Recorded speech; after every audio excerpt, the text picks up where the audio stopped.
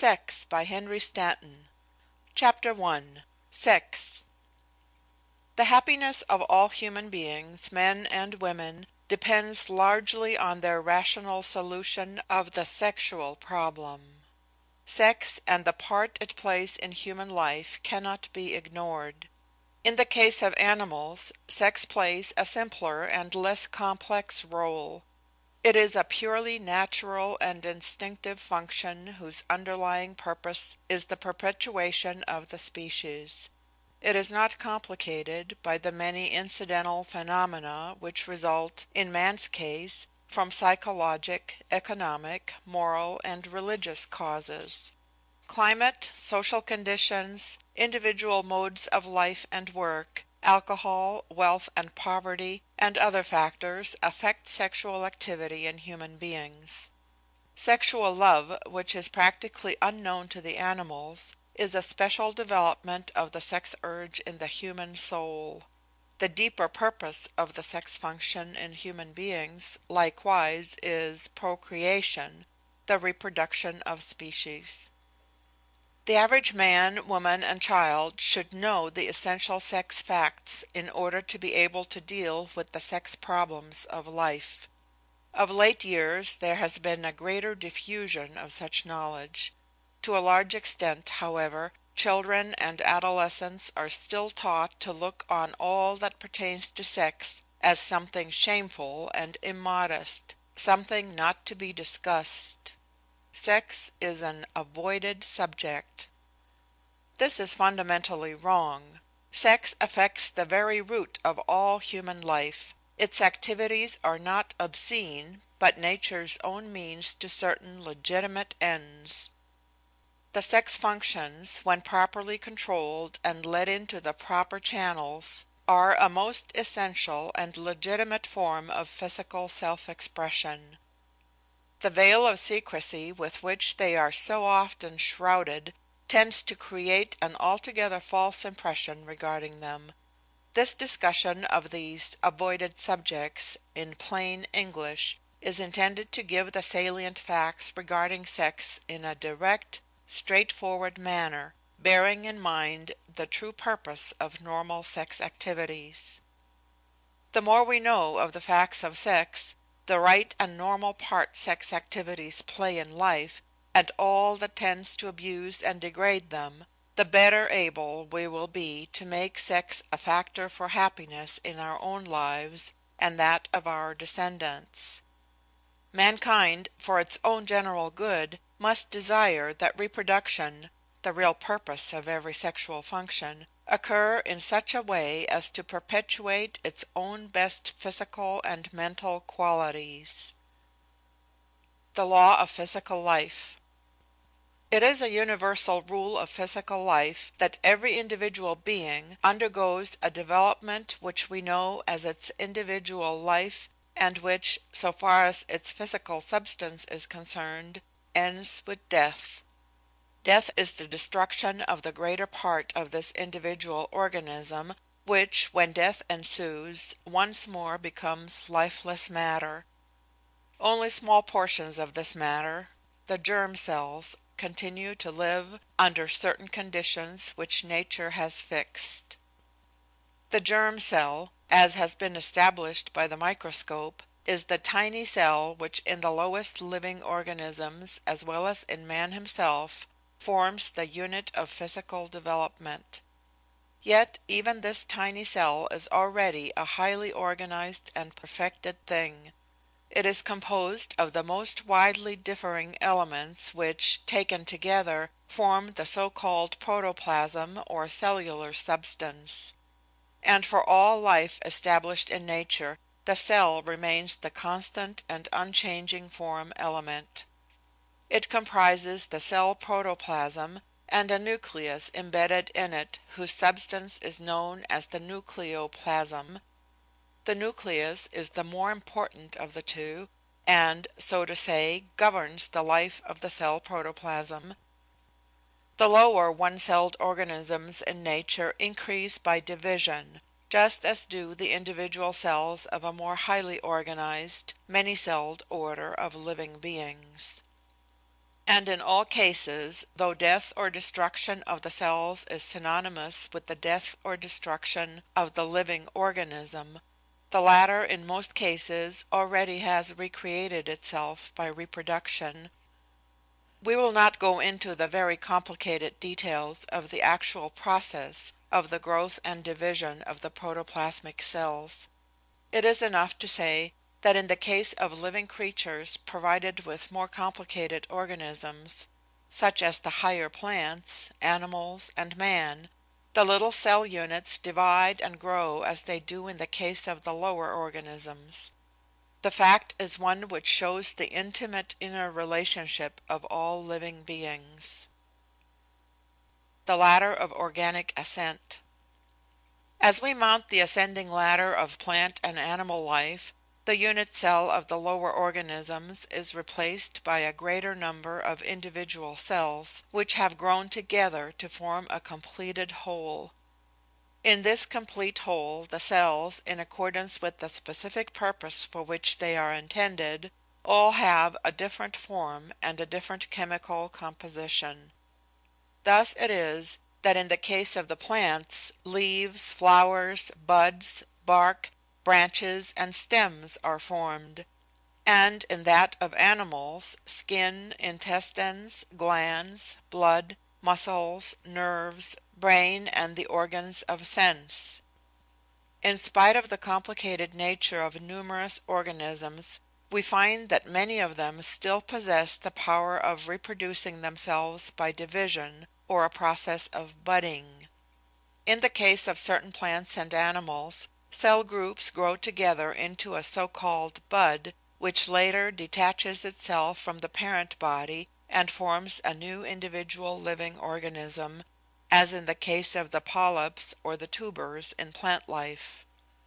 A tree, for instance, may be grown from a graft which has been cut off and planted in the ground; and ants and bees which have not been fecundated are quite capable of laying eggs out of which develop perfect, well-formed descendants. This last process is called parthenogenesis. It is a process, however, which, if carried on through several generations, ends in deterioration and degeneracy. In the case of the higher animals, vertebrates, and man, such reproduction is an impossibility.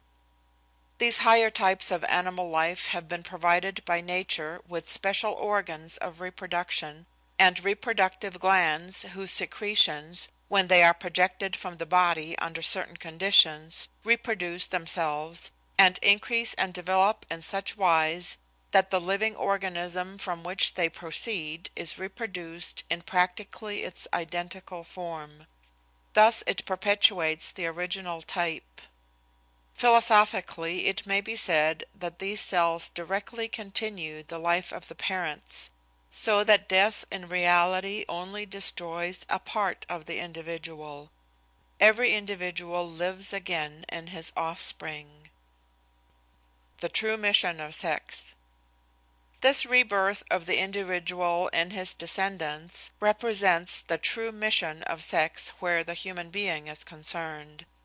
And reproduction, the perpetuation of the species, underlies all rightful and normal sex functions and activities.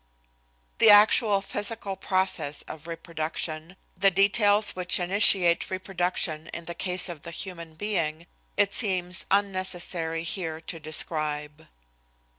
In the animal world, into which the moral equation does not really enter, the facts of conjugation represent a simple and natural working out of functional bodily laws, usually with a seasonal determination. But where man is concerned, these facts are so largely made to serve the purposes of pruriency, so exploited to inflame the imagination in an undesirable and directly harmful way, that they can be approached only with the utmost caution. The intimate fact knowledge necessary in this connection is of a peculiarly personal and sacred nature, and represents information which is better communicated by the spoken than by the printed word. The wise father and mother are those naturally indicated to convey this information to their sons and daughters by word of mouth. By analogy, by fuller development and description of the reproductive processes of plant and animal life on which we have touched, the matter of human procreation may be approached. Parents should stress the point, when trying to present this subject to the youthful mind, that man's special functions are only a detail, albeit a most important one, in nature's vast plan for the propagation of life on earth. This will have the advantage of correcting a trend on the part of the imaginative boy or girl to lay too much stress on the part humanity plays in this great general reproductive scheme.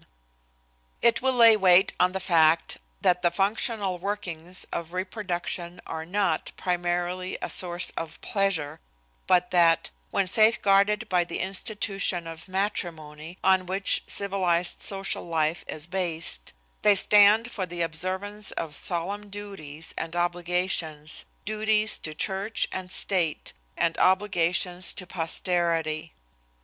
Hence, parents, in talking to their children about these matters, should do so in a sober and instructive fashion. The attention of a mother perhaps need not be called to this, but fathers may be inclined in many cases to inform their sons without insisting that the information they give them is, in the final analysis, intended to be applied to lofty constructive purposes. They may, in their desire to speak practically, forget the moral values which should underlie this intimate information. Never should the spirit of levity intrude itself in these intimate personal sex colloquies. Restraint and decency should always mark them.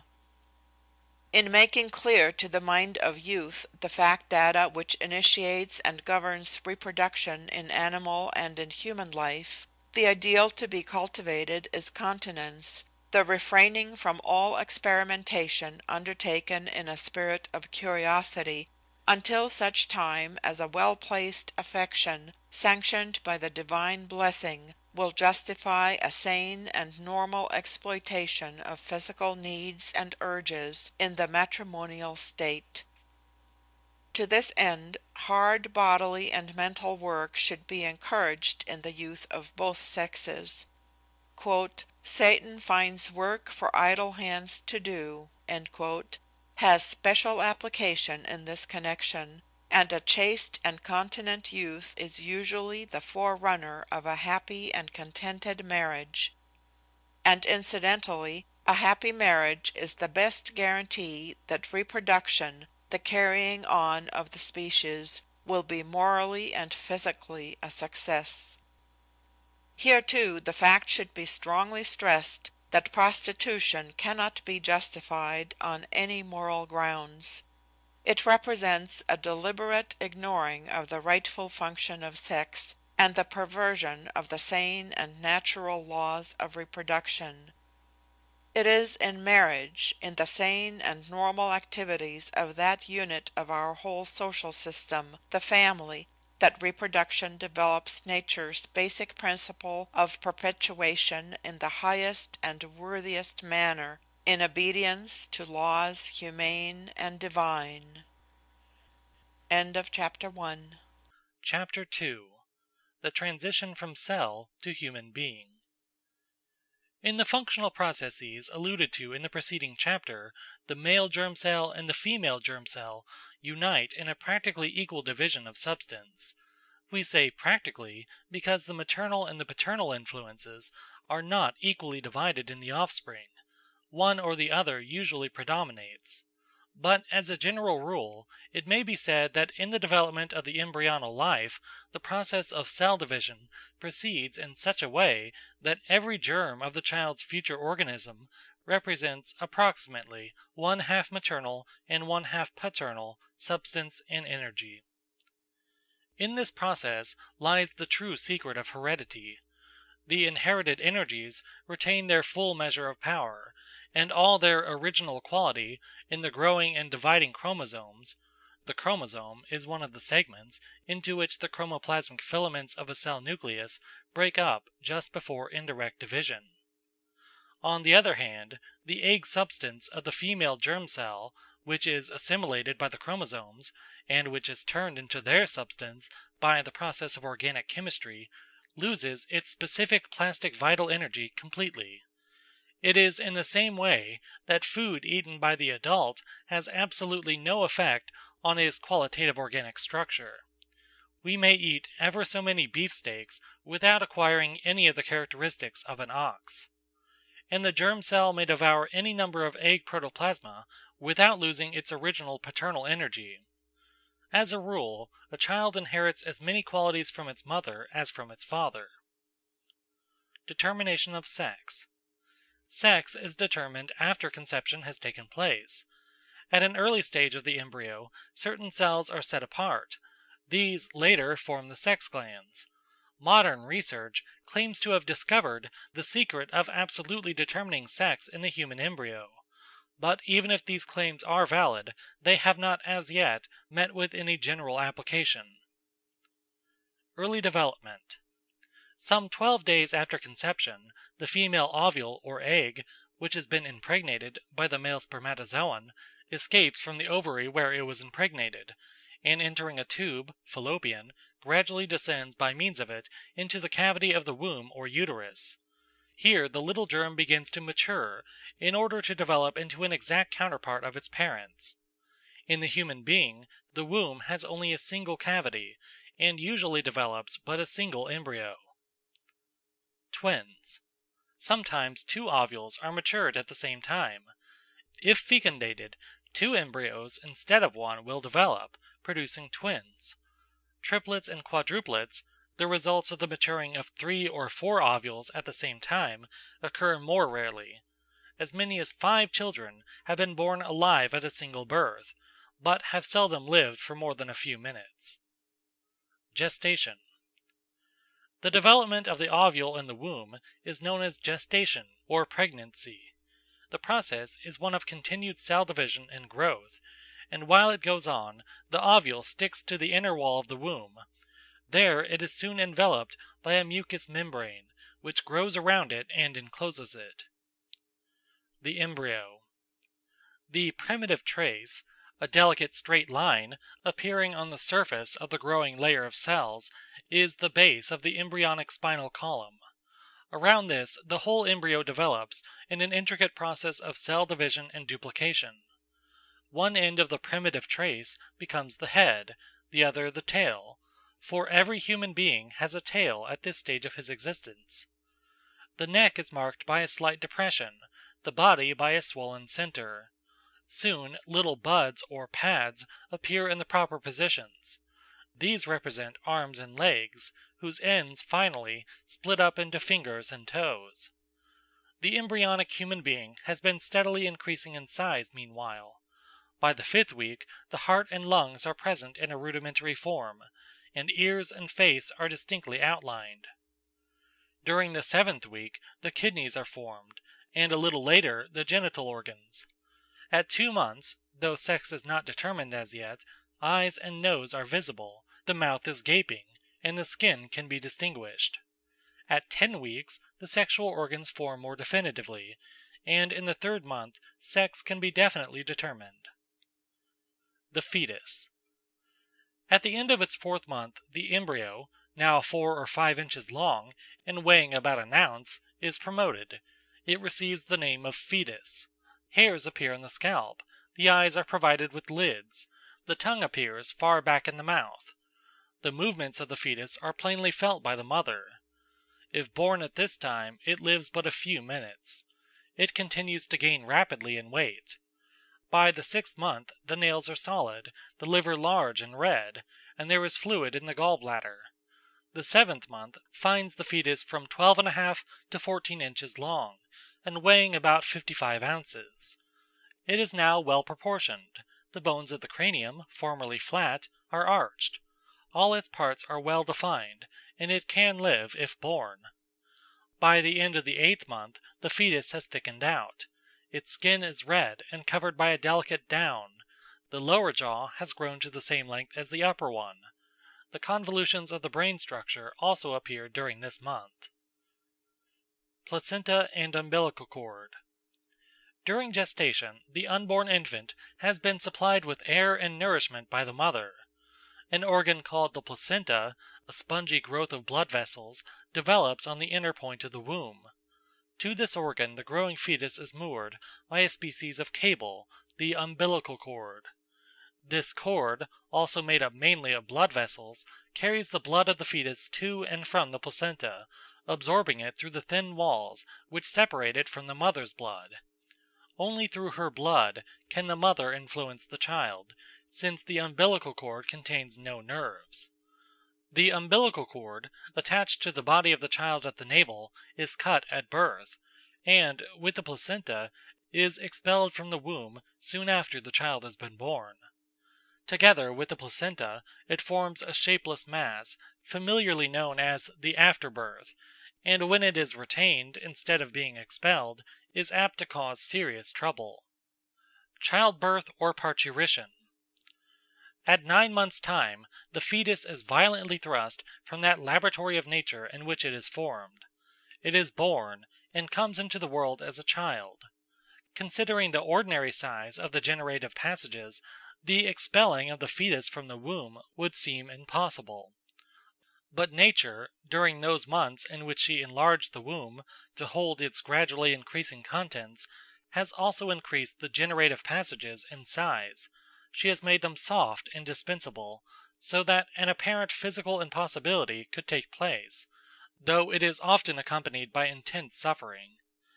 Modern medical science has made childbirth easier, but the act of childbirth is usually accompanied by more or less suffering. Excessive pain, however, is often the result of causes which proper treatment can remove before and at the time of confinement. Twilight sleep. The so-called twilight sleep, a modern development, by which the pangs of childbirth are obviated by the administration of drugs or by hypnotic suggestion, has its opponents and defenders. The advantage of a painless childbirth, upon which the mother can look back as on a dream, is evident. The twilight sleep process has been used with the happiest results both for parent and child. Opponents of this system declare that the use of powerful drugs may injure the child. A method commended is the administration of a mixture of laughing gas and oxygen, which relieves the mother and does not affect the child. The newborn infant. The average weight of the newborn child is about 7½ pounds.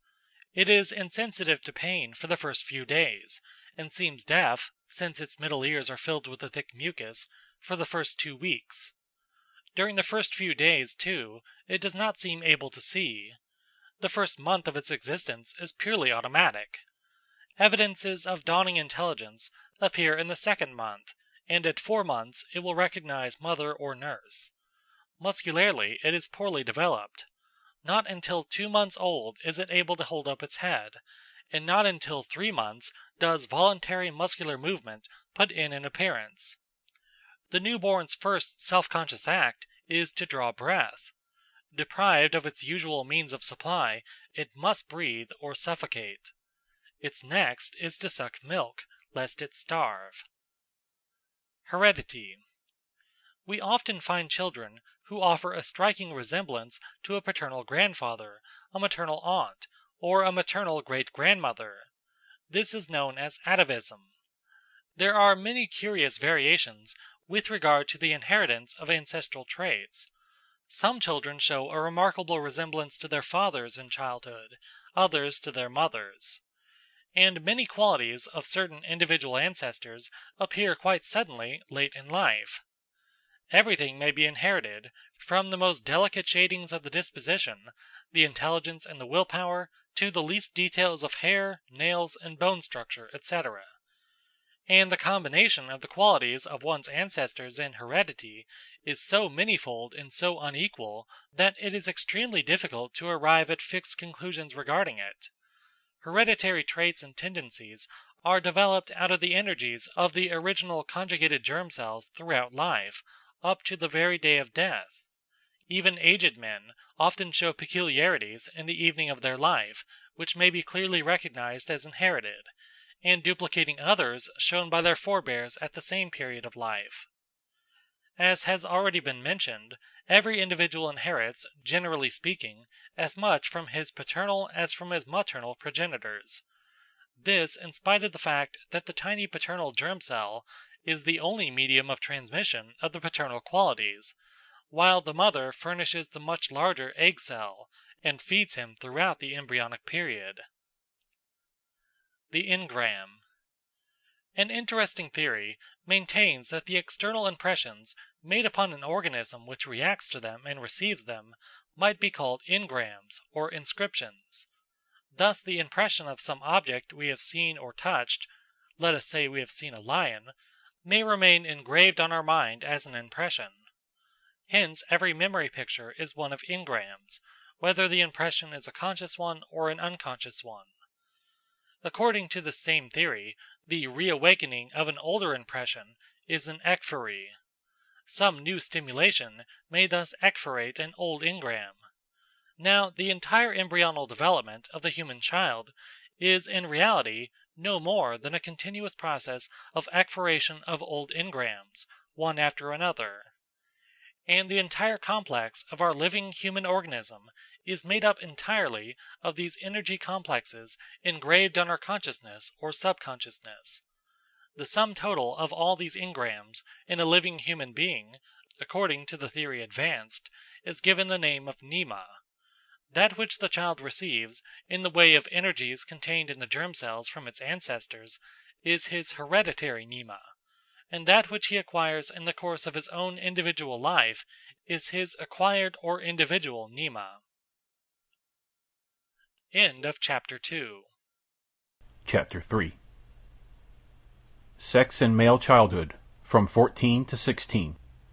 During the first years of child life, all those laws of practical hygiene which make for good health should be carefully observed. Every organ of the body should be carefully protected, even at this very early age.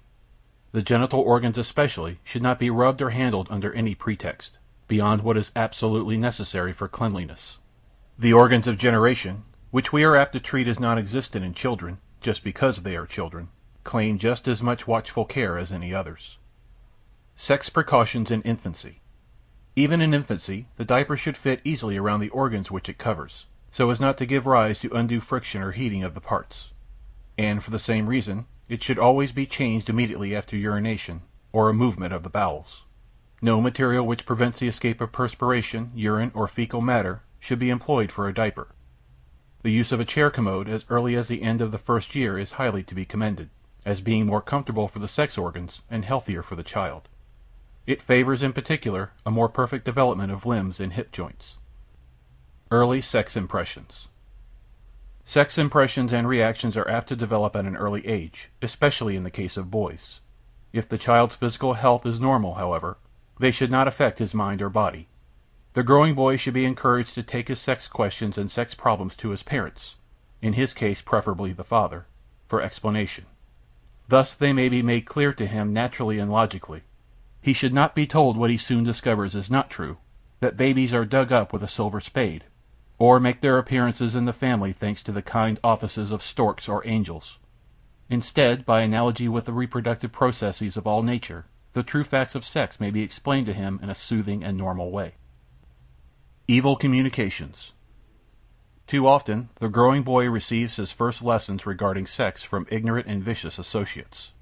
Curiosity is one of the greatest natural factors in the child's proper development, if rightly directed. When wrongly led, however, it may have the worst consequences. Even before puberty occurs, a boy's attention may be quite naturally drawn to his own sex organs. Natural causes of infant sexual precocity. Sexual precocity in boys may be natural, or it may be artificially called forth. Among natural causes which develop sexual precocity is promiscuous playing with other boys and girls for hours without supervision. It may also be produced by playful repose on the stomach, sliding down banisters, going too long without urinating, by constipation or straining its stool, irritant cutaneous affections, and rectal worms. Sliding down banisters, for instance, produces a titillation. The act may be repeated until inveterate masturbation results, even at an early age. Needless laving, handling, and rubbing of the private parts is another natural incitement to sexual precocity. Priapism. Priapism is a disease which boys often develop. It may be either a result or a cause of sexual precocity, and may come from undue handling of the genital parts or from a morbid state of health.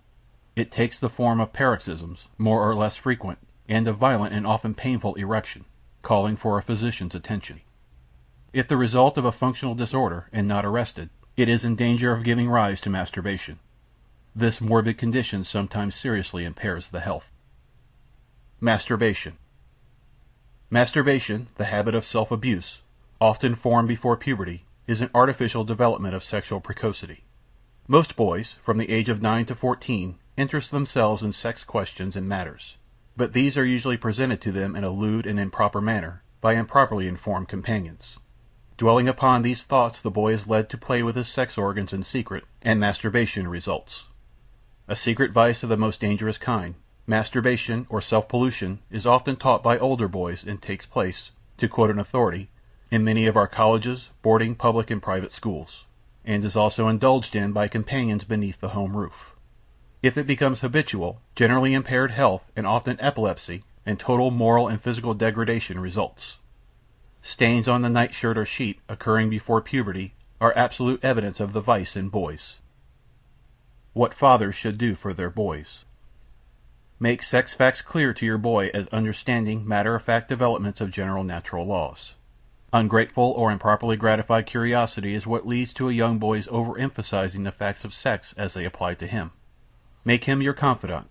Teach him to think clearly and to act cleanly, neither to ignore nor to exalt the sexual, especially when he himself is directly disturbed sexually, either in a mental or physical way. Let him feel that he can apply to you naturally for relief and explanation. If this be done, your boy's sex development before puberty will be natural and normal, and when the more serious and difficult problems of adolescence present themselves, he will be prepared to handle them on the basis of right thinking and right living. Natural and healthy sport in the open air, and the avoidance of foul language and indecency should be stressed. The use of alcohol, coffee, and tea by children tends to weaken their sexual organs. Every boy should know that chastity means continence. He should know that lascivious thoughts lead to lascivious actions, and that these are a drain on his system which may spoil his life in later years. In the education of his children, the average man is only too apt to repeat the same mistakes of unconsciously crediting the child with the possession of his own feelings and his own outlook, that is, the feelings and outlook of the adult. In general, things which may make an impression in a sex way on the adult are a matter of indifference to the sexually unripe boy. Hence it is quite possible for a father to discuss sex matters with his young son, and inform him constructively, without in any undue way rousing his sex curiosity or awakening desire. Such talks, of course, should be in accordance with the principles already laid down in the section on reproduction. If a boy is accustomed and taught to regard sex conditions and matters in a proper and innocent manner, as something perfectly natural, improper curiosity and eroticism are far less likely to be aroused than when this is not the case, for the whole subject will have lost the dangerous attraction of novelty. On the other hand, we find boys who have been brought up with great prudery and in complete ignorance of sex matters, save that which may come to them from impure sources, greatly excited and ashamed by the first appearance of the indications of puberty. Secrecy is the enemy of a clean, normal conception on the part of the child as to the right place sex and the sex function play in life and in the world. It stands to reason, of course, that every least detail of the sex question cannot be intelligently made clear to a little child, but his questions should all be answered, honestly and with due regard for his age and his capacity to understand what is explained to him. One very great advantage of an early parental explanation of sex matters to the boy is its beneficial effect on the mind and the nerves. Many boys brood or grow melancholy when confronted with sex riddles and problems for which they are unable to find a solution, and as the result of totally erroneous ideas they may have formed with regard to sex matters. At the same time, too much attention should not be paid the discussion of sex questions between father and son. A father should, so far as possible, endeavor to develop other interests and preoccupations with his boy, and turn his mind as much as may be away from matters sexual, until the age when the youth is ripe for marriage is reached. End of Chapter 3. Chapter 4. Sex and Female Childhood, from 12 to 14. What has been said in general about practical observance of the laws of sex hygiene in the preceding chapter for boys applies to girls as well. If anything, the sex precautions taken in infancy should be even more closely followed, as girls are by nature less robust than boys. If children could be raised in entire accordance with natural laws, the sexual instinct of girls as well as boys would probably remain dormant during the period stretching from infancy to puberty. As in the case of the boy, so in that of the girl, any manifestation of sexual precocity should be investigated, to see whether it be due to natural or artificial causes. In either case the proper remedies should be applied. Sex precocity in girls. There are cases of extraordinary sex precocity in girls. One case reported in the United States was that of a female child who at birth possessed all the characteristics usually developed at puberty. In this case the natural periodical changes began at birth. Fortunately, this is a case more or less unique. In little girls and boys, undue sexual handling or titillating of their genital organs tends to quiet them, so nurses, let us hope in ignorance of the consequences, often resort to it. Sending children to bed very early to "get rid of them," or confining them in a room by themselves, tends to encourage the development of vicious habits. A single bed, both in the school and in the home, is indispensable to purity of morals and personal cleanliness. It tends to restrain too early development of the sexual instinct both in small girls and small boys. Sexual self-abuse in girls. Small girls, like small boys, display an intelligent curiosity as regards the phenomena of sex at an early age. And what has already been said regarding its improper gratification in the preceding chapter, so far as boys are concerned, applies with equal force to them. In their case, however, the mother is a girl's natural confidant and friend. Self-abuse in one or another form is as common in the case of the girl as in that of the boy. As a rule, girls who live an outdoor life, and work with their muscles more than their mind, do not develop undue precocious sexual curiosities or desires. At least they do not do so to the same extent as those more nervously and susceptibly constituted. The less delicate and sensitive children of the country tend less to these habits than their more sensitively organized city brothers and sisters. Girls who have formed vicious habits are apt to indulge in the practice of self-abuse at night when going to bed. If there is cause for suspicion, the bedclothes should be quickly and suddenly thrown off under some pretense. Self-abuse usually has a marked effect on the genital organs of girls. The inner organs become unnaturally enlarged and distended, and leucorrhea, catarrh of the vagina, attended by a discharge of greenish-white mucus, often develops. Results of self-abuse in girls. Local diseases, due to this cause, result in girls as well as boys. Temporary congestions become permanent, and develop into permanent irritations and disorders. Leucorrhea has already been mentioned. Contact with the acrid, irritating internal secretions also causes soreness of the fingers at the root of the nails, and warts. Congestion and other diseases are other ultimate results of the habit, and these congestions, to which it gives rise unduly, hasten the advent of puberty. Any decided enlargement of the labia and clitoris in a young girl may be taken as a positive evidence of the existence of the habit of self-abuse. Sterility and atrophy of the breasts, their deficient development, when the vice is begun before puberty, is another result. Pruritus and feminine nocturnal emissions. Pruritus, itching genitals, though not necessarily caused by self-abuse, may be one of its consequences. Continued congestion causes the genital parts to itch terribly. This itching increases until the desire to manipulate the genitals becomes irresistible. It will then be indulged in even in the presence of strangers, though the girl in question at other times may be exceptionally modest. Girls addicted to the vice also suffer from nocturnal emissions. The general effect of self-abuse is much the same in the case of a girl as in that of a boy, for leucorrhea is injurious in somewhat the same fashion as seminal loss. In the case of girls, the greatest injury, however, is due to the nervous exhaustion which succeeds the unnatural excitement. what mothers should do for their girls. A healthy girl should be happy and comfortable in all respects. She will not be so, especially with regard to her sex problems, unless she can appeal to her mother as a friend and confidant. While keeping your girl's mind pure and healthy by precept and example, do not forget that the best way to protect her against evil influences and communications is to tell her the exact truth about sex facts, as they apply to her, just as the father should his boy. Keep your girl fully occupied and do not leave her sex education to the evil winds of chance. Let sex knowledge take its place as a proper, necessary part of her general education. If your daughter feels she can at all times talk freely to you, all will be well. Gratify her natural sex curiosity in a natural way. See that immediate medical attention is given inflammations, excoriations, itchings and swellings of her genital organs. Such conditions will lead her to rub and scratch these parts, never to be touched, for relief. If, as a result of the sensations experienced, masturbation results, yours is the sin. End of Chapter 4. Chapter 5. Sex in the Adolescent Male, from Puberty to Maturity. Adolescence is the period when the boy is lost in the man. It is the time of life embraced between the ages of 14 or 16 and the age of 25. Every boy, if properly trained, should reach this period in a state of good general health and spirits. Hitherto he has been led and guided.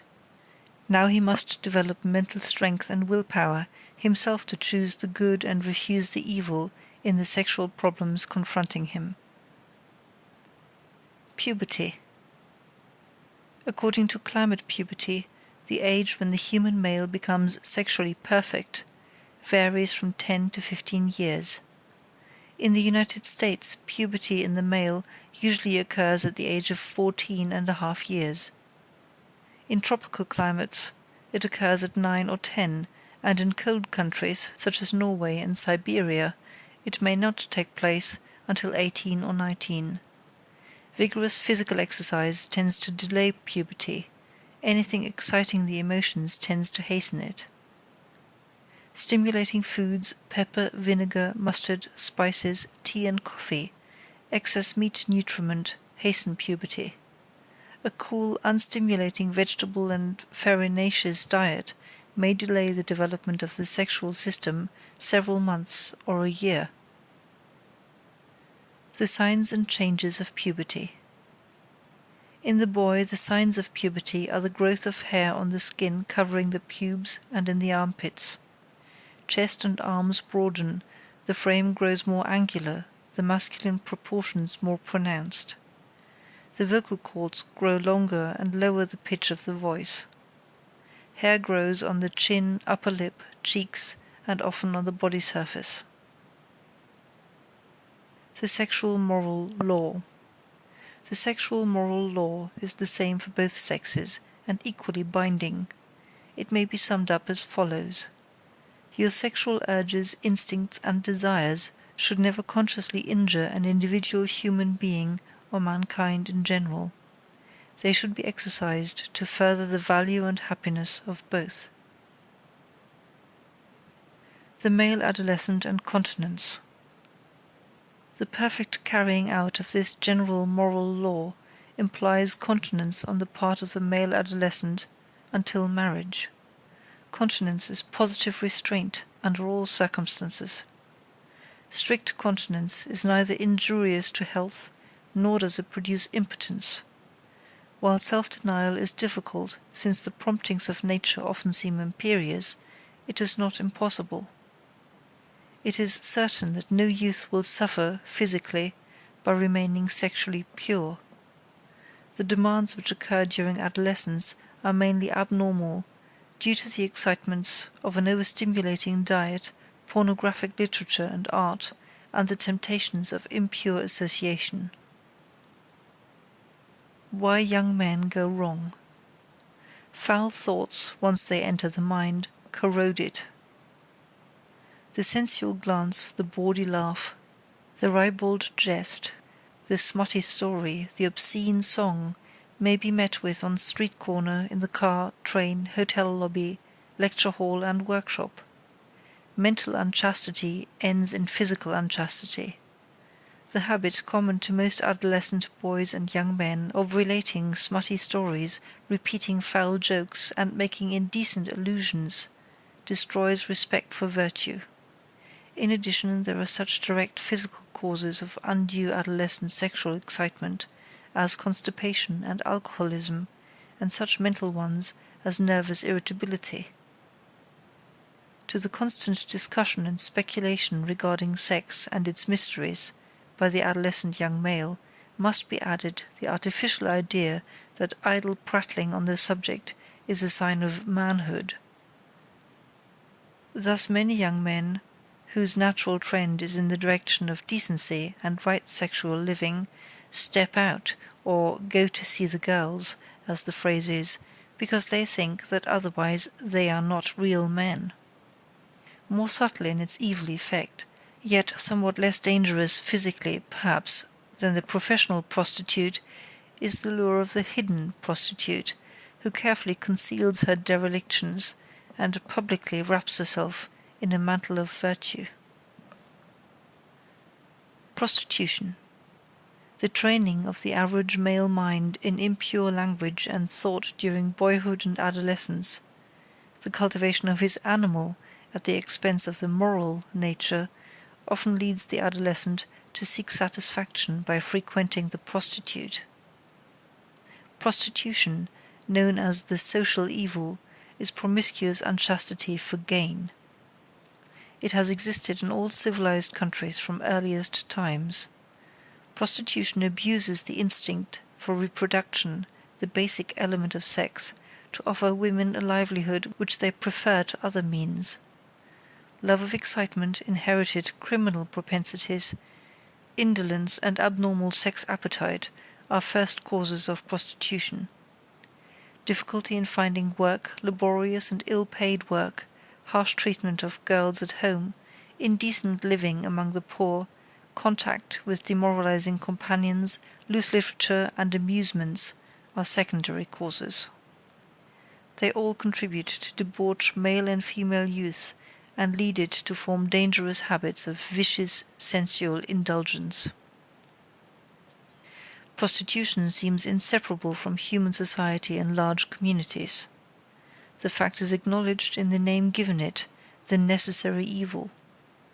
Regulation and medical control only arrest in a degree the spread of venereal diseases to which prostitution gives rise.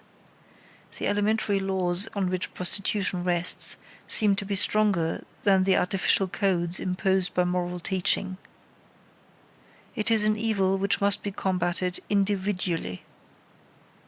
Men are principally responsible, in one way or another, for the existence of the social evil. In the case of the young man, abstention is the only cure for the probable results of indulging his animal passions by recourse to the prostitute. Prostitution, both public and private, is the most dangerous menace to society at large. It is the curse of individual young manhood because of the venereal diseases it spreads. One visit to a house of prostitution may ruin a young man's health and life, and millions of human beings die annually from the effects of poison contracted in these houses. Wild oats, sown in company with a prostitute, usually bear fruit in the shape of the most loathsome and destructive sex disorders. The development of self-control, the avoidance of impure thoughts and associations, the cultivation of the higher moral nature instead of the lower animal one, and finally marriage, should prevent the young man from falling into prostitution. All the state and medical regulation in the world will not protect him from the venereal diseases he is so apt to acquire by such indulgence. Free love. Free love is the doctrine of unrestrained choice, without binding ties, in sexual relations. For altogether different reasons, however, it is quite as objectionable as prostitution for the young man. It may offer better hygienic guarantees, But it is a sexual partnership which is opposed to the fundamental institution of marriage, on which society in general is based throughout the world. And, aside from the fact that it is a promiscuous relationship not sanctioned by law or society, it is seldom practically successful. It cannot admit of true love without bitter jealousies. End of chapter 5. Chapter 6. Sex in the Adolescent Female. From Puberty to Maturity. Adolescence in the girl is the period when she develops into a woman. It is that stage in female life embraced between the ages of 12 or 14 and 21 years. Elasticity of body, a clear complexion, and a happy control of her feelings should mark the young girl at this time, if she has been so fortunate as to escape the dangers and baneful influences of childhood and infancy.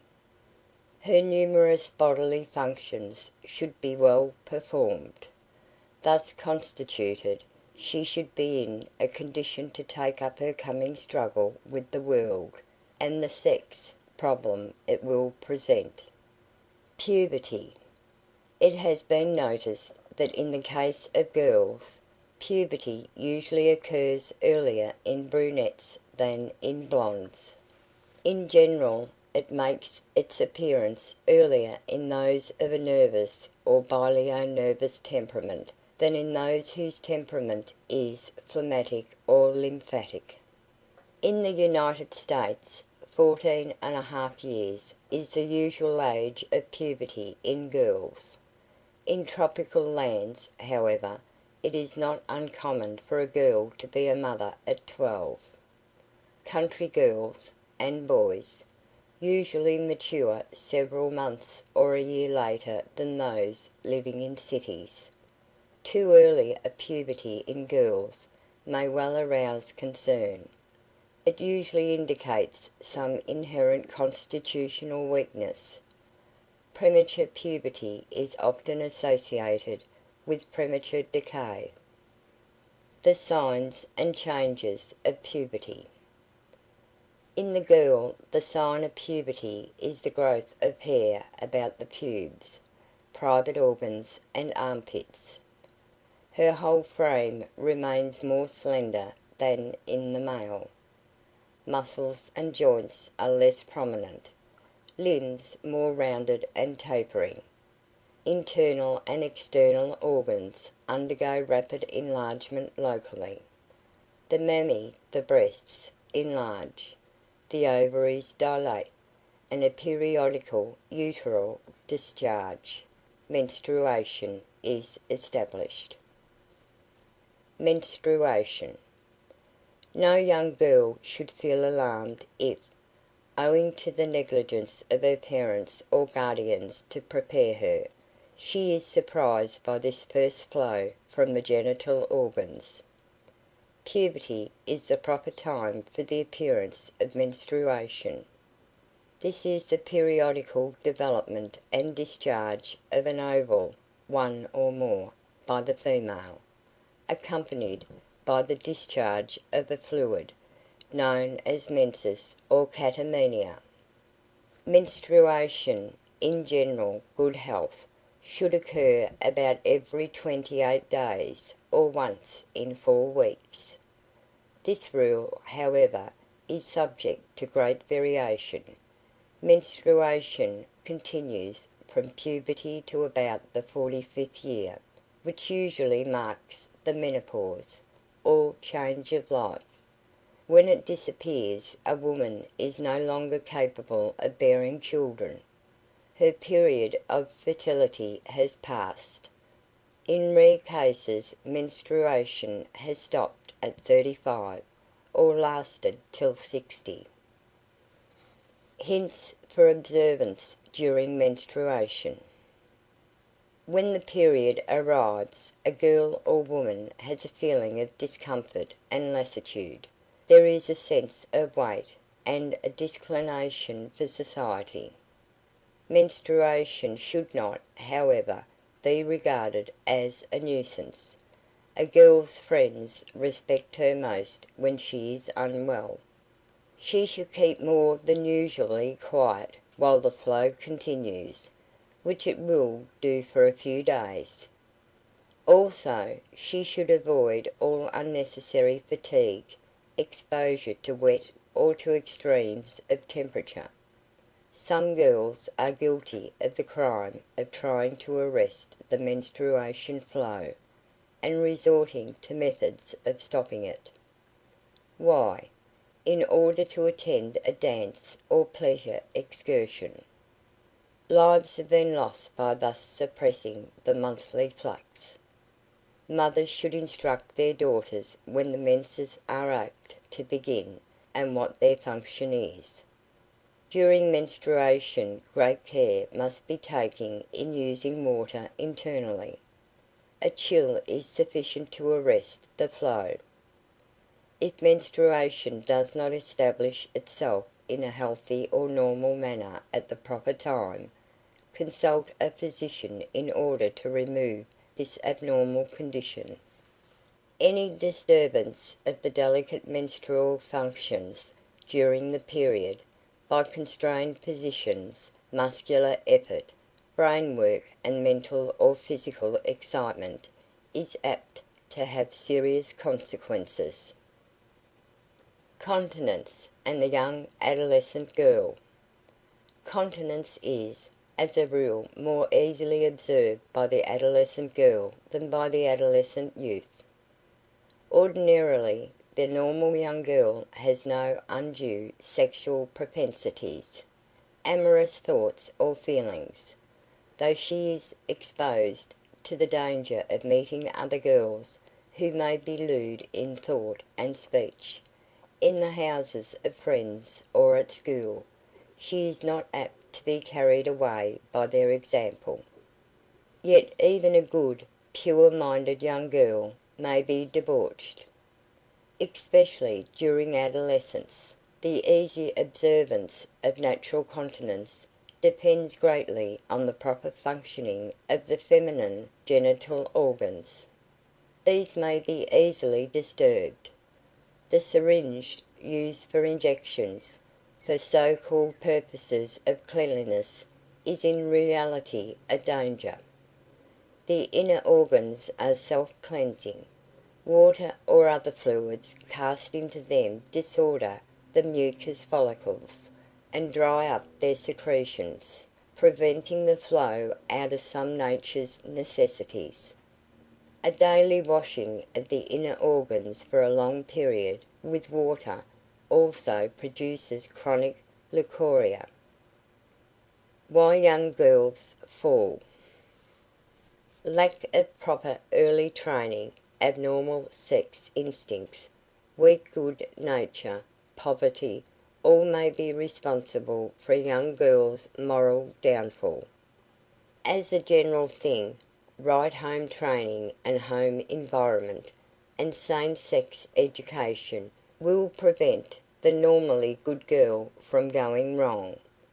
It should be remembered, though, that a naturally more gentle and yielding disposition may easily lead her into temptation.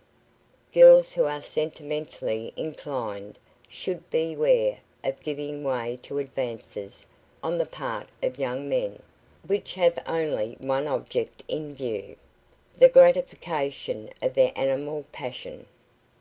The holding of hands and similar innocent beginnings often pave the way for more familiar caresses, passionate kisses. The promiscuous kiss, by the way, may be carrier of that dread infection, syphilis, violently awaken a young girl's sex instincts. The fact is that many innocent girls idealize their seducers. They believe their lying promises actually come to love them, and think that in gratifying their inflamed desires they are giving a proof of the depth and purity of their own affection. Here, as in the case of the young man, Self-control should be the first thing cultivated. And self-control should be made doubly sure by never permitting one of the opposite sex to show undue familiarity.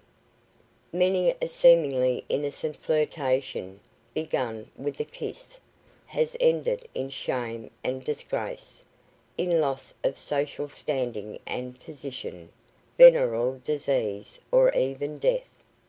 The pure-minded and innocent girl often becomes a victim of her ignorance of the consequences entailed by giving in to the desires of some male companion. The girl who has a knowledge of sex facts is less apt to be taken advantage of in this manner. Modern conditions which encourage immorality. Excessive freedom. The excessive freedom granted the young girl, especially since the World War, must be held responsible for a great increase in familiarity between the adolescent youth of both sexes. Many young girls of the flapper type, in particular, are victims of these conditions of unrestrained sex association. Sex precocity is furthered in coeducational colleges, in the high school and the home. Adolescents of both sexes too often are practically unhampered in their comings and goings, their words and actions. The superstitious pocket flask filled with hooch is often a feature of social parties, dances, and affairs frequented by young people. Girls and boys drink together, and as alcohol weakens moral resistance in the one case, and stimulates desire in the other, deplorable consequences naturally result. In the United States, the number of girls sent home from colleges, and of high school girls being privately treated by physicians to save them from disgrace, is incredibly large. Parents who do not control the social activities of their daughters, who permit them to spend their evenings away from home with only a general idea of what they are doing, or whom they are meeting, need not be surprised if their morals are undermined. The auto. The advent of the automobile is responsible for an uneasy and convenient manner of satisfying precociously aroused sex instincts in young girls and boys. Often unconscientious pleasure seekers roam the roads in their auto. They accost girls who are walking and offer them a lift. When the latter refuse to gratify their desires, they are often beaten and flung from the car.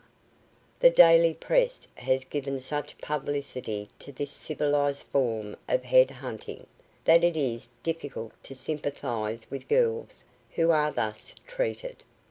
They cannot help but know that in 9 cases out of 10, a stranger who invites them to a ride, who picks them up, does so with the definite purpose already mentioned in view. Poverty.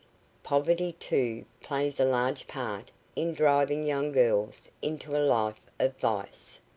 In all our large cities there are hundreds of young women who earn hardly enough to buy food and fuel, and pay for the rent of a room in a cheap lodging house. Feminine youth longs for dress, for company, for entertainment. It is easy enough to find a gentleman friend who will provide all three, in exchange for companionship. So the bargain is struck. These conditions exist in 101 occupations. A young woman may go to a large city as pure as snow, but finding no lucrative employment, lonely and despondent, she is led to take her first step on the downward path. Soon daily contact with vice removes abhorrence to it.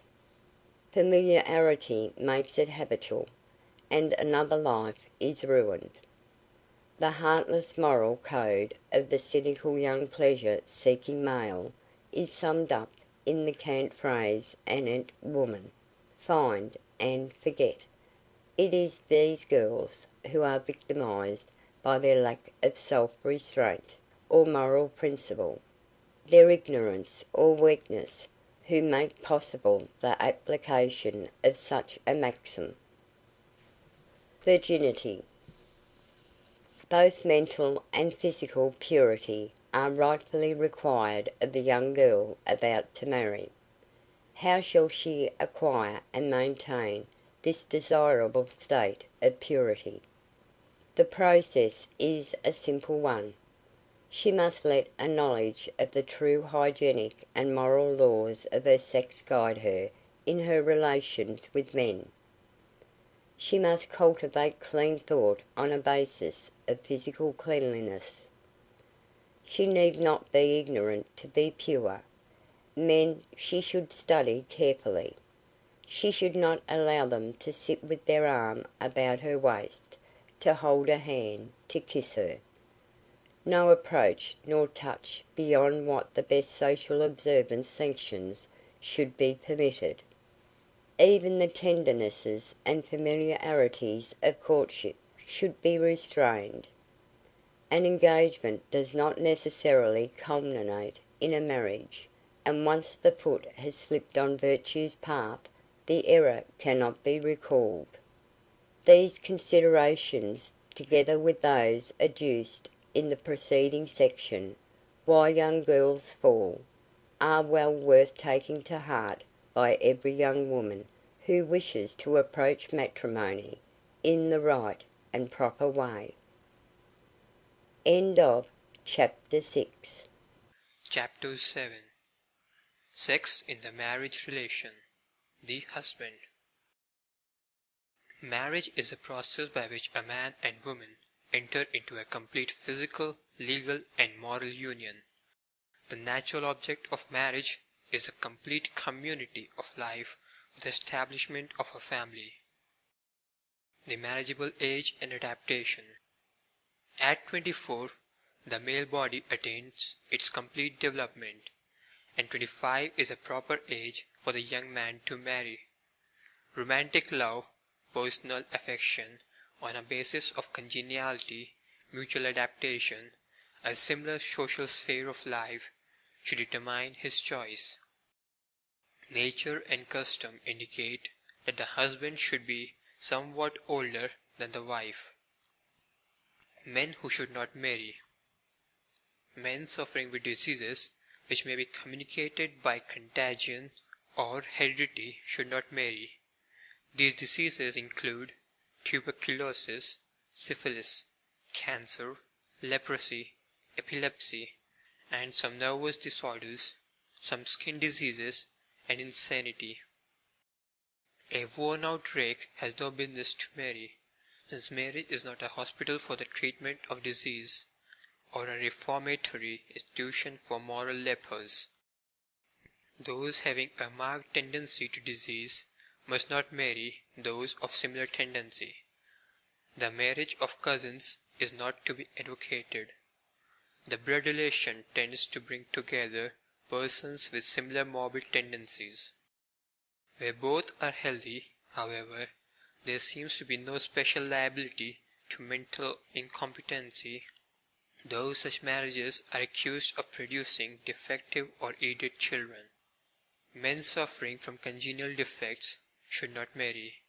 Natural blindness, deafness, muteness, and congenital deformities of limb are more or less likely to be passed on to their children.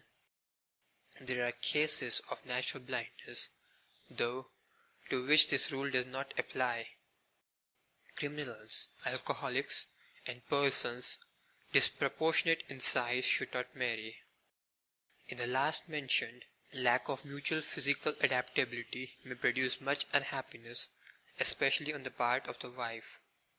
Serious local disease, sterility, and great risk in childbirth may result. Disparity of years, disparity of race, a poverty which will not permit the proper raising of children, undesirable moral character are all good reasons for not marrying. Medical examination before marriage.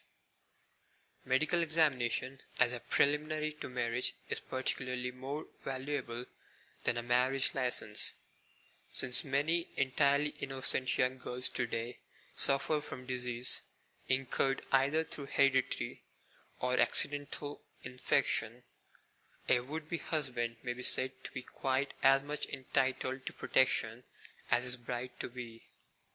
Prohibitive physical defects are also discovered in this connection. End of Chapter 7. Chapter 8. Sex in the Marriage Relation. The Wife. Girls marry, in the final analysis, because love for the male is an innate natural principle of the female nature.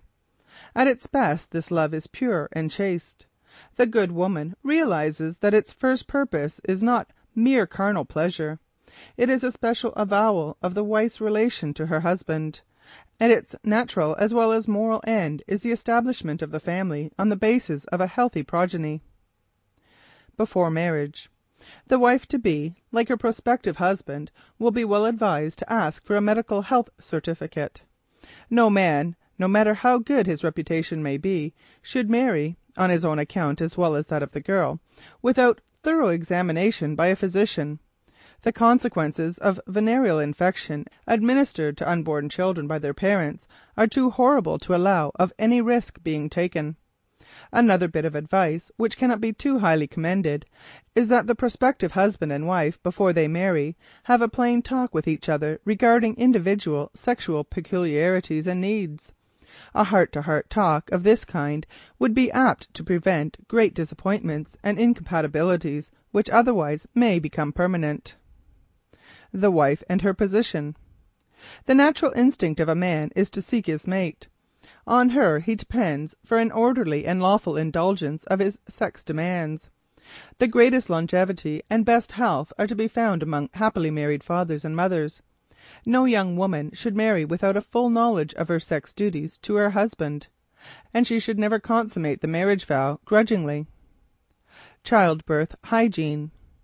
Childbirth is the natural consequence of marriage. Its processes have already been explained in Chapter 2 of this book. There are, however, some hygienic facts in connection with it which should be noted. Once pregnancy is established, as soon as the fact is suspected, the mother-to-be should look on the embryo as already a member of the family. Every act of each parent should now be performed, at least to some degree, with reference to the forthcoming infant. The mother's thoughts should be directed to it as much as possible. Mentally, she should read literature of a lofty and ennobling character. The theory is that this serves a good purpose in producing a more perfect, healthy, and intelligent child. Physically, she should take plenty of active exercise during gestation. Active exercise does not, of course, mean violent exercise, and she should use a health lift. During this time she should subsist as far as possible on a farinaceous diet, fruits and vegetables. The food should be plainly cooked without spices. If all else as it should be, the birth of the child at the end of the customary 9 months will be attended by comparatively little pain and danger. How often should childbirth take place? It is most important that the childbearing wife and mother have a long period of rest between births. At least 1 year should separate a birth and the conception following it. This means that about 2 years should elapse between 2 births. If this rule be followed, the wife will retain her health and her children will also be healthy. It is far better to give birth to 7 children who will live and be healthy than to bear 14, of whom 7 are likely to die, while the numerous successive births wear out and age the unfortunate mother. Matrimonial adjustment. The above paragraph deals with one detail of what might be called matrimonial adjustment. This adjustment or compromise is a feature of all successful marriages. The individual cravings of a husband and wife must be reconciled by mutual goodwill and forbearance if they are to be happy. Attention should be paid in particular to not allowing habit, the worst foe of married happiness, to become too well established in the home, and to cultivate that love and affection which survives the decline of the sexual faculties. The ideal marriage. The ideal marriage is the one in which affection combines to bring happiness to both partners in a sane union of sex and soul. As one commentator has rather unhappily expressed it, when married, the battle for one united and harmonious life really begins. It is, indeed, but too often a battle. Forbearance, consideration, and respect must be the foundation on which the ideal marriage state is built. The husband should realize that his wife's love for him induces her to allow privileges of a personal nature which her innate chastity and timidity might otherwise refuse. In return, he should accept these privileges with consideration. He should, in particular, on his wedding night, take care not to shock his young bride's sensibilities.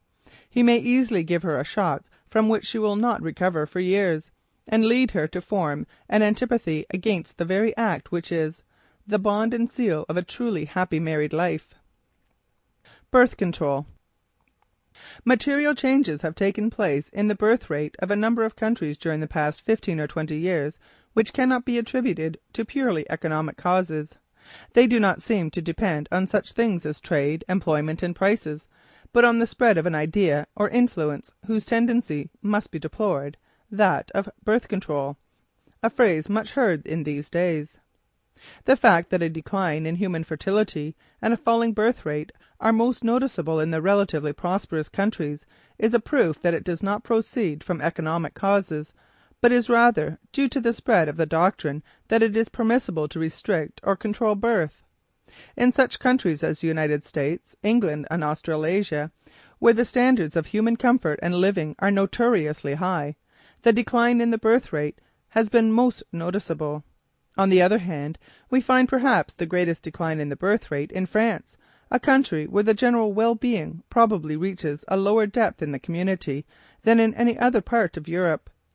A comparison of the birth rates of France and of Ireland, for example, offer a valuable illustration of the point under consideration. In France, more than half the women who have reached the age of nubility are married. In Ireland, generally speaking, less than a third. In both countries the crude birth rate is far below that in other European lands, yet the fertility of the Irish wife exceeded that of her French compeer by 44% in 1880, and by no less than 84% in 1900. And since that time the prolificity of the Irish mother has so increased that she is now, approximately speaking, inferior only to the Dutch or Finnish mother in this respect.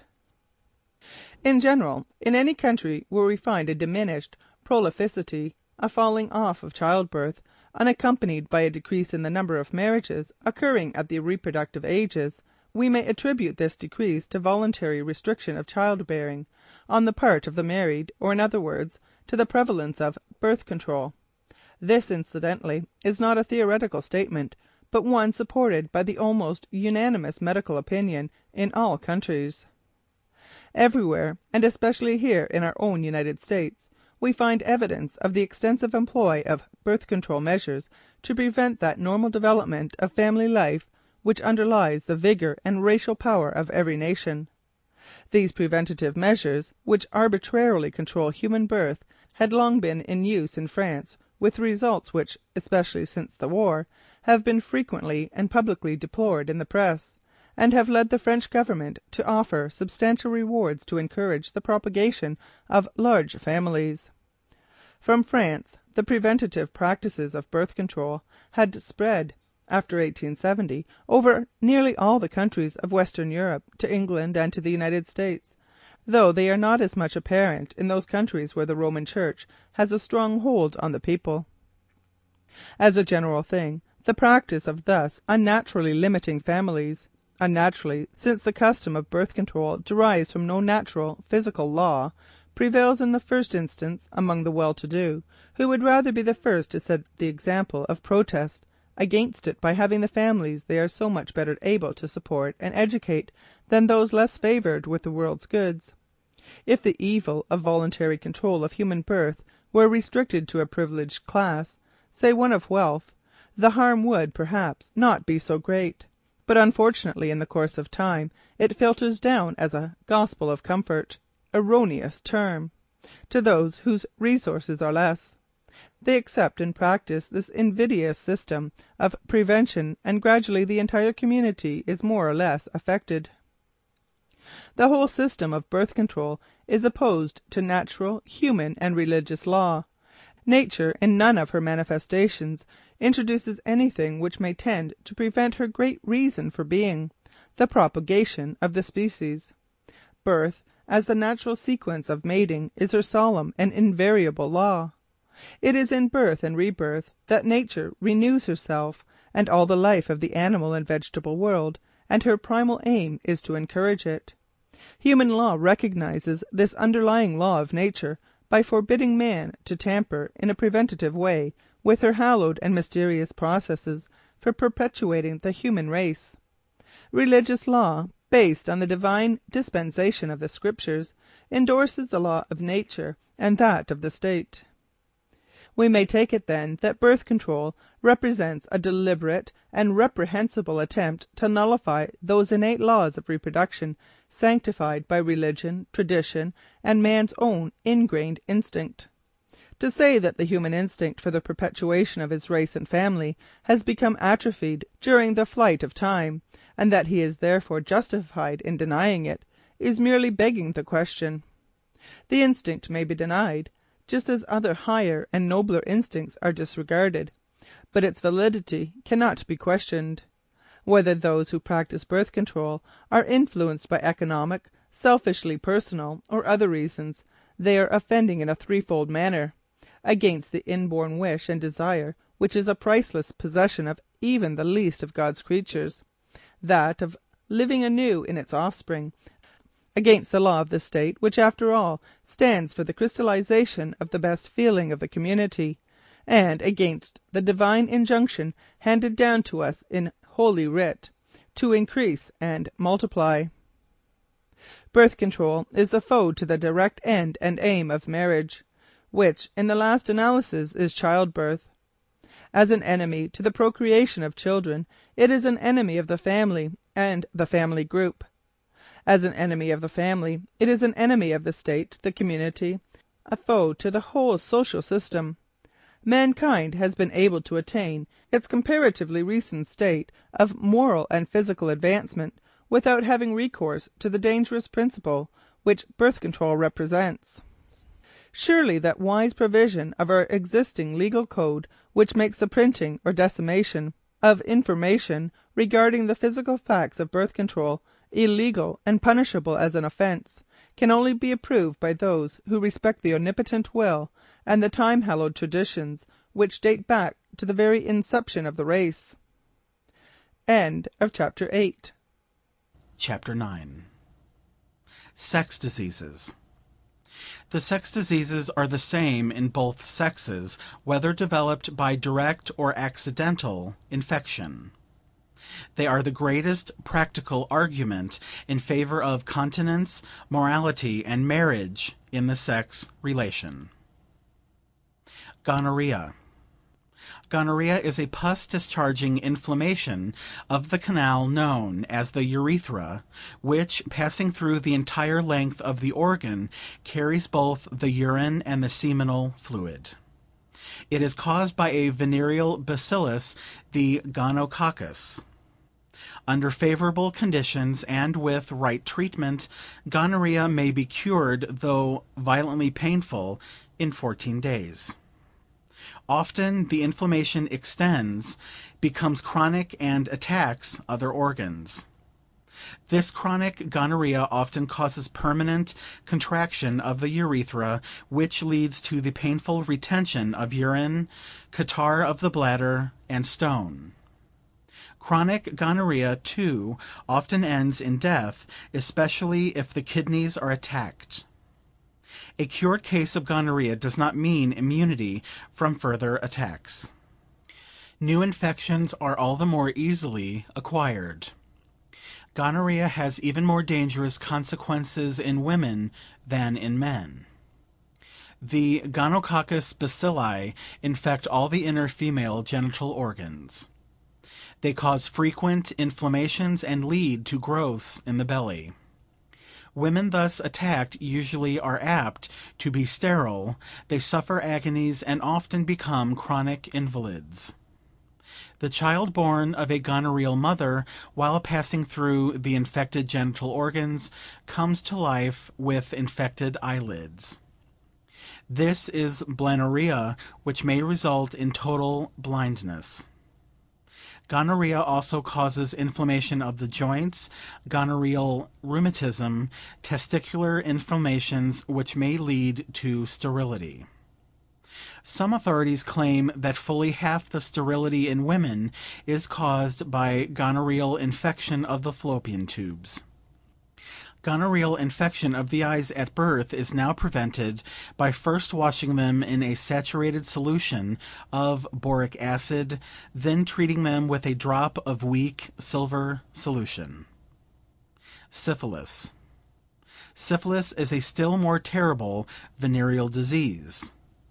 It usually appears first in small, hard sores, hard chancres, on the sexual parts or the mouth.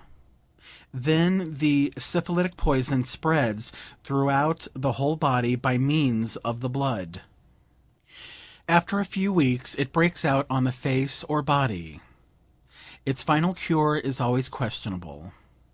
Syphilis may lie dormant for years and then suddenly become active again. It breaks out in sores on all parts of the body, often eats up the bone, destroys internal organs such as the liver, causes hardening of the lungs, diseases of the blood vessels, and eye diseases. Ulcers of the brain and nerve paralysis often result from it. One of its most terrible consequences is consumption of the spinal marrow and paralysis of the brain, or paresis. The first slowly hardens and destroys the spinal marrow, the second the brain. These diseases are only developed by previous syphilitics. As a rule, they occur from 5 to 20 years after infection, usually 10 or 15 years after it. And they usually happen to persons who believed themselves completely cured. Consumption of the spinal marrow leads to death in the course of a few years of continual torture. Paralysis of the brain turns the sufferer into a human ruin, gradually extinguishing all mental and nervous functions, sentience, movement, speech, and intellect. One danger of syphilis is the fact that its true nature may be overlooked during the first period because of the lack of pronounced symptoms. Its early sores may easily be mistaken for some skin affection. Mercury and other means are successful in doing away with at least the more noticeable signs of syphilis during the first and secondary stages. The modern medical treatment using mercury and salvarsan 606 in alternation has been very successful. It is claimed that by following it, syphilis may be totally cured if taken in hand during the first stage. The sores developed during the first 2 or 3 years of the disease are very infectious. In the case of a chronic syphilis of 3 or 4 years standing, the sores as a rule are no longer infectious. It is possible, however, for a syphilitic of this description to bring forth syphilitic children without infecting his wife. Such children either die at birth or later of this congenital syphilis. They may also die of spinal consumption or paresis between the ages of 10 and 20. The mortality of all syphilitic children is very great. In most cases, however, healthy children are born of the wedlock of relatively cured syphilitics, though they are often sterile. Young men who have had recourse to prostitutes often inoculate their wives with gonorrhea or syphilis, and thus the plague is spread. The soft chancre. The soft chancre is the third form of venereal disease, the hard chancre being the first stage of syphilis. It is the least dangerous of the venereal diseases, but unfortunately, relatively, the one which occurs most seldom. When not complicated with syphilis, it appears locally. It is a larger or smaller sore feeding and growing on the genital organs. Venereal disease and advocate of continence. The most tragic consequence of all venereal disease is the part it plays in the infection of innocent children and innocent wives and mothers. Often a pure and chaste woman is thus deprived in the most cruel and brutal manner of the fruit of all her hopes and dreams of happiness. Similarly, a young man may find himself hopelessly condemned to a short life of pain and misery. He may also suffer from the knowledge that he has ruined the lives of those dearest to him. Venereal disease, syphilis in particular, emphasizes the practical value of continence, quite aside from its moral one, in a manner which cannot be ignored. End of Chapter 9. Chapter 10. Love and Sex.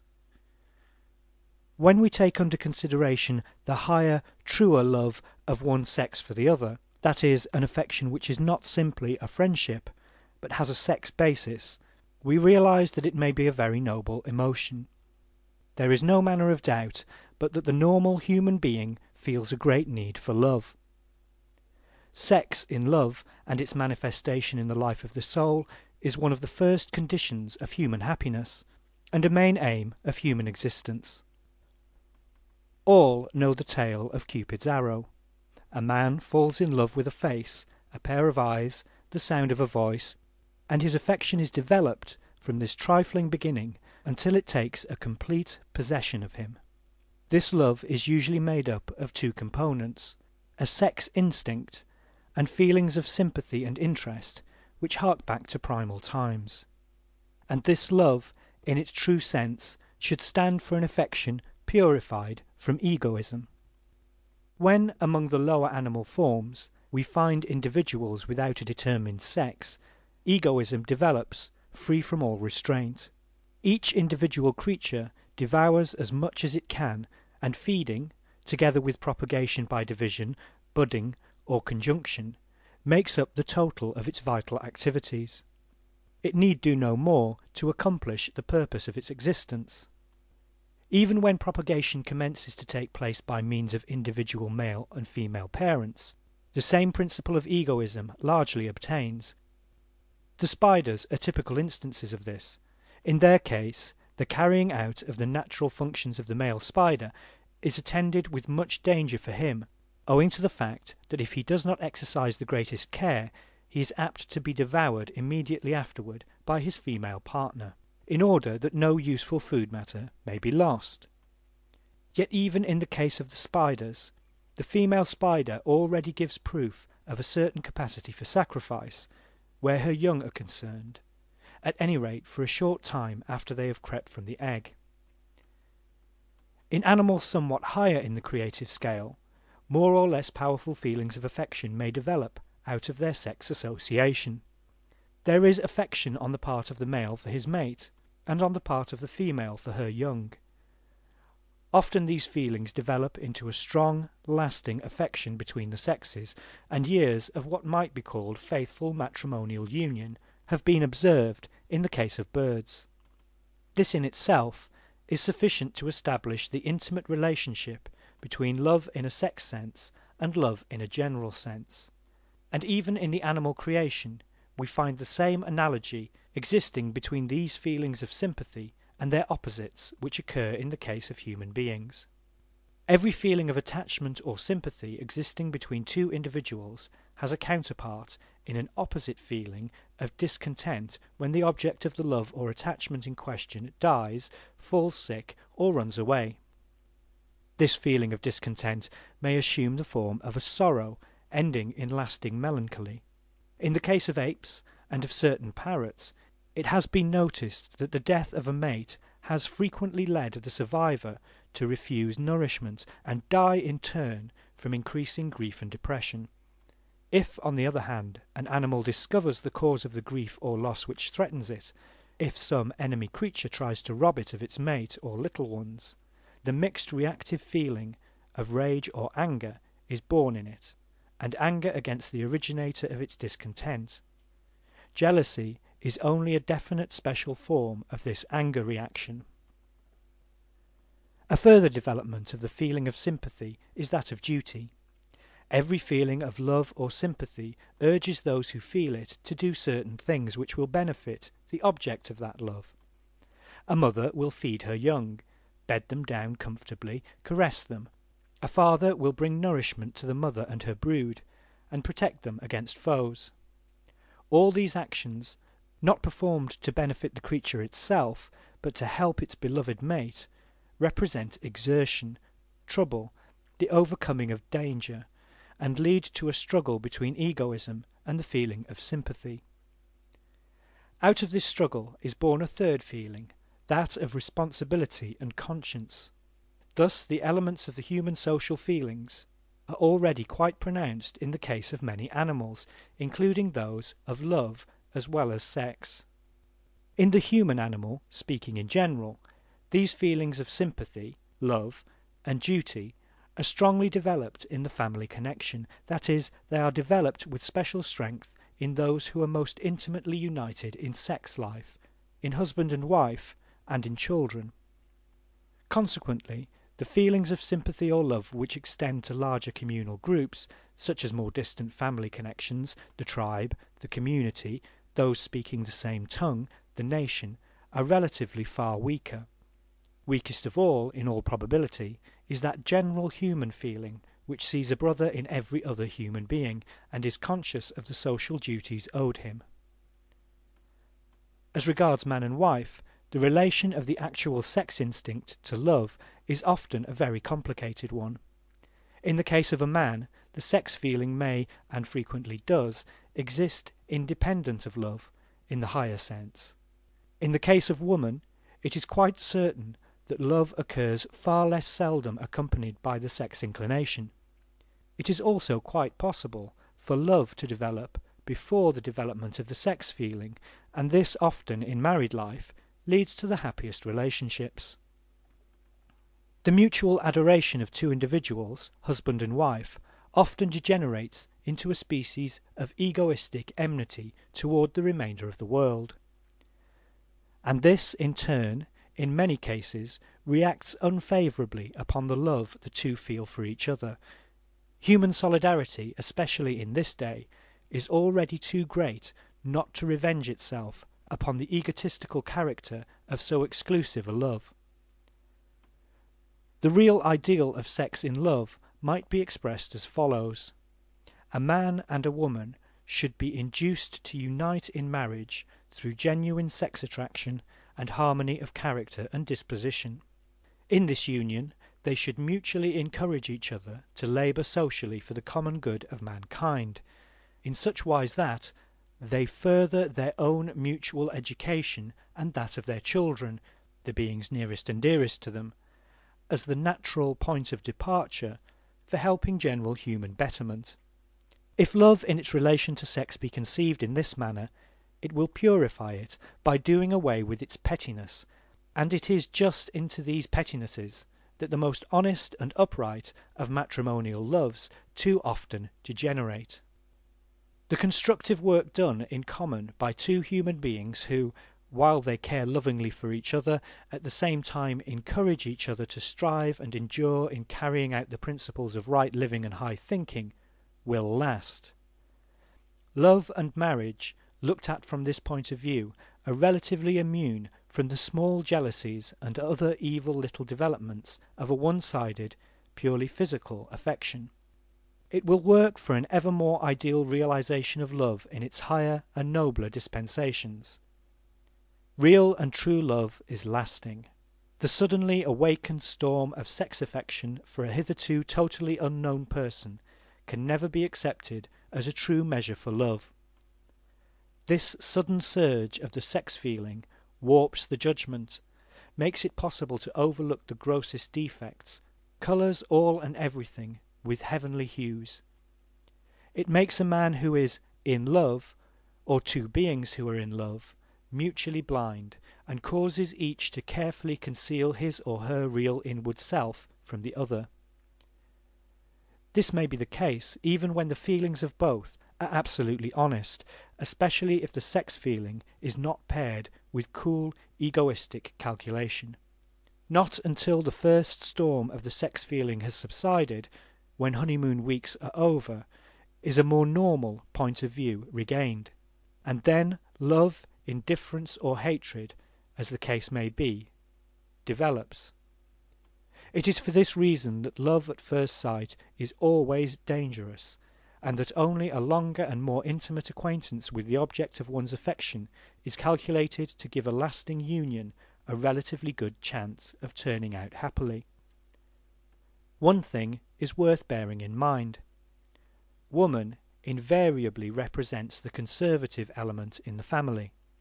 Her emotional qualities, combined with wonderful endurance, always control her intellect more powerfully than is the case with man, and the feelings and emotions form the conservative element in the human soul. End of chapter 10. End of Sex by Henry Stanton.